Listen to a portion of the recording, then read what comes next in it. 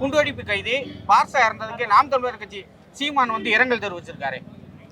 அதாவது கடந்த 1998 கோயம்புத்தூர்ல தொடர் வெடிகுண்டு வெடிப்பு, அதுல பலர் உயிரிழந்திருக்காங்க, பல கோடி ரூபாய் சேதம் அடைஞ்சிருக்கு. அதுக்கு மூல காரணமாக இருந்த அலுமாவினுடைய தலைவன் பாஷாங்கிறவன் இறந்துட்டான். அவன் பரோல்ல வந்து அது ஒரு தடுப்பு காவலில் வைக்கப்பட்ட ஒருத்தன் இறந்திருக்கான். அவனை பெரிய அளவுல ஊர்வலமா இந்த அரசாங்கத்தினுடைய அனுமதியோடு, காவல்துறையோட அனுமதியோடு எடுத்துட்டு போறாங்க.